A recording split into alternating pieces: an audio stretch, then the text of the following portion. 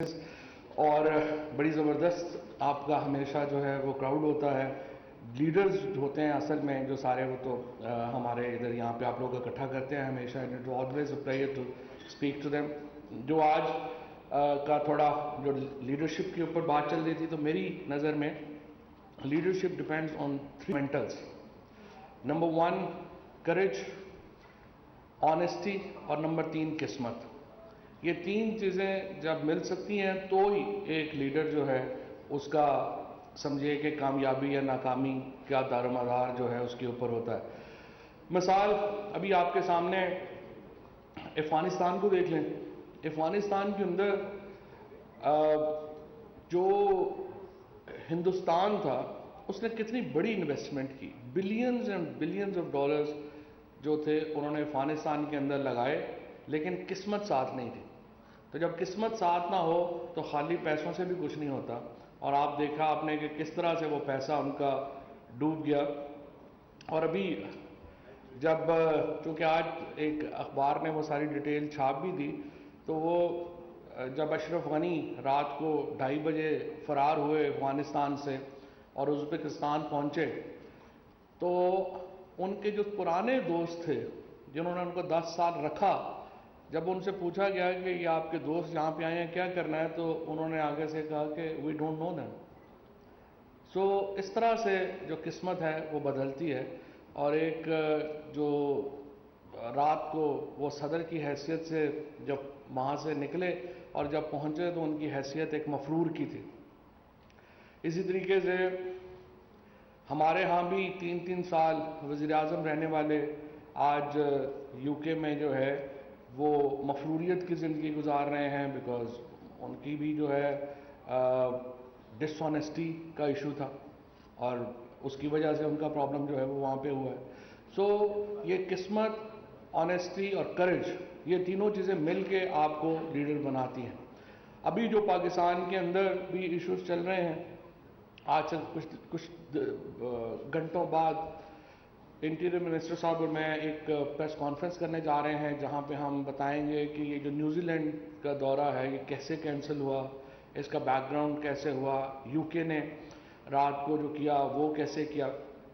لیکن میں آپ کو ایک چیز بتانا چاہتا ہوں انشاءاللہ کہ جو مرضی پاکستان کے خلاف سازشیں ہوئیں اور ہو رہی ہیں اور ہوتی رہتی ہیں، انشاءاللہ پاکستان ہر سازش کے بعد ایک زیادہ کامیاب ملک بن کے ابھرا ہے اور انشاءاللہ ایک زیادہ لیڈ رول میں پاکستان ہے اور رہے گا. ہم نے ایک 20 سال پوری کوشش کی گئی کہ پاکستان کو خطے کی لیڈرشپ سے محروم کیا جائے. افغانستان کے اندر ایک ایسی حکومت انسٹال رہی جس کا مقصد صرف پاکستان کو کمزور کرنا تھا اور کوشش یہ کی گئی کہ ہمارے ایسٹ اور ویسٹ بارڈر دونوں کے اوپر ایسے سازشی جال بنے جائیں کہ پاکستان کمزور ہو.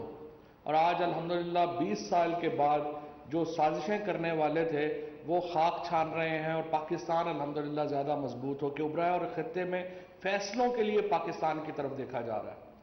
آج چاہے افغانستان کے اندر انکلوزیو گورنمنٹ کی بات ہو، چاہے سینٹرل ایشیا کو سی پیک کے ساتھ ملانے کی بات ہو، چاہے پاکستان کو یورپی یونین اور سی پیک کا کنیکشن کریٹ کرنا ہو، ان تمام جو ساؤتھ ایشیا کے اور سینٹرل ایشیا کے اور پھر یورپ اور ایشیا کی جو کنیکٹیوٹی ہے وہ پاکستان کے فیصلوں کے اوپر ریوالو کر رہی ہے. This is such a huge turn of history. This is such a huge turn of events that Pakistan has become a global player in decision making of this region. اس کی وجہ کیا ہے؟ ہم کیا کرنا چاہتے ہیں؟ دیکھیں، ہم تو ہندوستان سے بھی اچھے تعلقات کی بات کرتے ہیں. ہمارا تو ان کے ساتھ، عوام کے ساتھ تو کوئی پرابلم نہیں ہے. ہم کیا، پرائم منسٹر کا بڑا ویژن کیا ہے جو پاکستان کو جو گلوبل لیڈر بناتا ہے، وہ پرائم منسٹر کا جو ویژن ہے وہ بناتا ہے. ہم کیا کہہ رہے ہیں؟ ہم کہتے ہیں کہ جی ایک پچھلے ہم ازبکستان گئے، وہاں پہ ہم نے 2 بہت امپورٹنٹ ایگریمنٹ سائن کیے. Because I know that most of Asya, most of you here are the corporate leaders, so just आपको इल्म भी होगा लेकिन ज़्यादा लोगों को, कि उज़्बेकिस्तान में हमने 2 मुआहदे साइन किए। हमने कहा कि एक हम मुआहदा करेंगे ट्रांस मज़ार शरीफ ट्रेन का, और दूसरा मुआहदा हम करेंगे ट्रांस जो ट्रक हमारा है उसका। हमने उसमें क्या किया, हमने कहा कि गवादर और कराची को हम ट्रेन से मिलाएंगे ताशकंद से, जो मज़ार शरीफ के थ्रू होके गुजरेगी। और आपको मालूम है, जो लोग आप में से सेंट्रल एशिया के गए हैं, कि ये जो टोटल हमारा सफ़र है जहाज़ का 1 घंटा 10 मिनट का है। और इस्लामाबाद की बड़ी यूनिक पोजीशन है, 64% दुनिया की आबादी जो है वो 2.5 घंटे से 3 घंटे की फ़्लाइट रेडियस के ऊपर है इस्लामाबाद से। So it gives us an immense importance as far as connectivity is concerned. So हम क्या चाहते हैं कि गवादर और कराची को हम ट्रेन से मिला दें ताशकंद से मज़ार शरीफ के थ्रू, और दूसरा हमारे जो ट्रक्स हैं जब गवादर या कराची से निकलें तो वो पहली दफ़ा उनका कस्टम जो है वो ताशकंद में जाके हो। ये हमारा एक ग्लोबल कनेक्टिविटी का फ्रेमवर्क है। इससे क्या होता है, सीपैक पहले सेंट्रल एशिया से जुड़ जाती है और फिर आगे यूरोपीय यूनियन से जुड़ जाती है। सो सीपैक और यूरोपीय यूनियन को इकट्ठा करना जो है, ये एक ग्लोबल कनेक्टिविटी का जो पाकिस्तान की लीडरशिप का एक विजन है वो ये है, और इससे हमारी बिल्कुल हैसियत तब्दील हो जाती है। हम क्या होता है कि एक तरफ चाइना है जो दुनिया की सबसे बड़ी मार्केट है, दूसरी तरफ हिंदुस्तान है।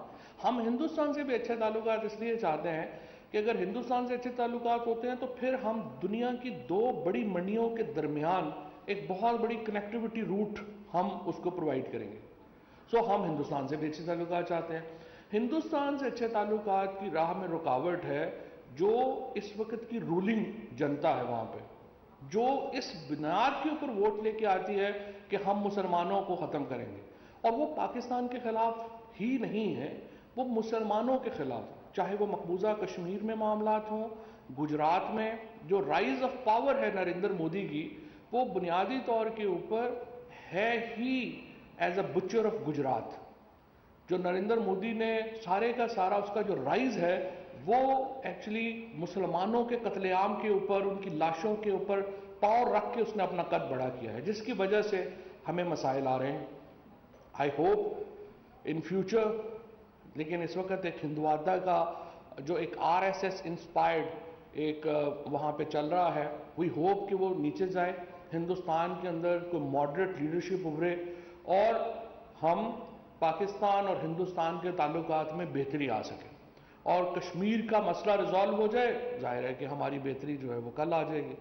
तो ये, लेकिन उसके बाद इस खत्ते की पूरी एक तकदीर बदल सकती है, बिकॉज उसके नतीजे में हम एक बहुत बड़ी कनेक्टिविटी जो यूरोपीय यूनियन और सेंट्रल एशिया इकट्ठा होता है, और सेंट्रल एशिया और जनूबी एशिया इकट्ठा होता है, और 2 बड़ी मंडियां जो है वो हमारे दाएं बाएं होती हैं। तो ये पूरी हमारे जो इलाकों की, हमारे जो लोग हैं उनकी बिल्कुल एक किस्मत बदल सकती है।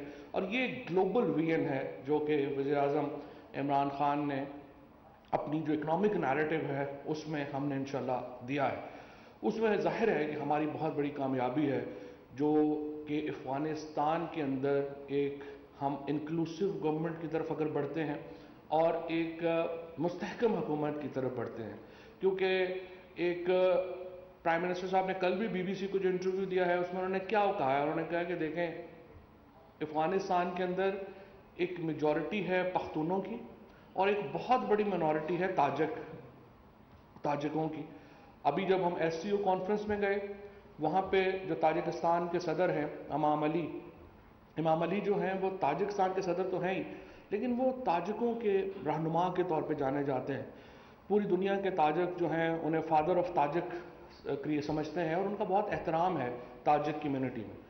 उनके साथ जो PM साहब की बातचीत हुई और अफ़गानिस्तान में जो तालिबान के साथ हमारा एक जो उनके साथ हमारी बातचीत या जो गुफ्तगू जो है वो जो इनफॉर्मल गुफ्तगू हमारी चल रही, हम उन्हें क्या कह रहे हैं? हम उन्हें कह रहे हैं कि देखें, जब तक ताजिक और पख्तून आपस में एक हुकूमत साजी के ऊपर एक मुआहदा नहीं करते हैं, अफ़गानिस्तान में स्टेबिलिटी नहीं आ सकती। اگر آپ ابھی قبضہ اشرف غنی کو بھی آپ یاد ہوگا آپ لوگوں کو، ہم تو پوری کوشش کر رہے تھے کہ پاکستان کے اندر ایک ڈائیلاگ کروائیں، اور پرائم منسٹر صاحب نے جب افغانستان میں الیکشن ہو رہے تھے پہلے جا کے اشرف غنی کو کہا آپ یہ الیکشن نہ کرائیں، اس کو بھول جائیں، آپ انکلوسیو حکومت کی طرف جائیں۔ ہم نے تمام فارمر ناردرن الائنس کے جو لوگ تھے ان کو یہاں پہ بلایا، ہم نے سارے پختون دھڑوں کو بلایا، ہم نے کہا آپس میں مذاکرات کریں۔ ان مذاکرات کو اشرف غنی نے سبوٹیج کیا اور اس کے نتیجے میں اس کو پورے افغانستان کو چھوڑنا پڑا۔ اب بھی ہم کیا بات کر رہے ہیں؟ ہم یہ کہہ رہے ہیں کہ دیکھیں اگر آپ افغانستان پورے کے اوپر ایک ایتھنک گروپ حکومت بنا لے گا، 6 مہینے بعد دوسرا ایتھنک گروپ اس کے خلاف لڑائی شروع کر دے گا۔ سو انکلوسیوٹی از دا کی for the stability in Afghanistan, اور انشاءاللہ تعالیٰ آپ دیکھیں گے کہ پاکستان کا جو لیڈرشپ کا رول ہے وہ افغانستان کے اندر ایک اسٹیبل افغانستان کو جنم دے گا، اور اس کے نتیجے میں یہ جو کنیکٹیوٹی کا بڑا ویژن ہے ہمارا، اس کو ہم آگے پائے تکمیل تک پہنچا سکیں گے۔ اور جس طرح سے میں نے عرض کیا، آپ پاکستان کے خلاف جو بھی سازشیں ہوتی ہیں، ہر سازش کے بعد پاکستان الحمدللہ پہلے سے زیادہ مستحکم، پہلے سے زیادہ اہم اور پہلے سے زیادہ بڑا گلوبل لیڈر بن کے ابھرتا ہے، اور یہی دوبارہ ہوگا۔ بہت شکریہ۔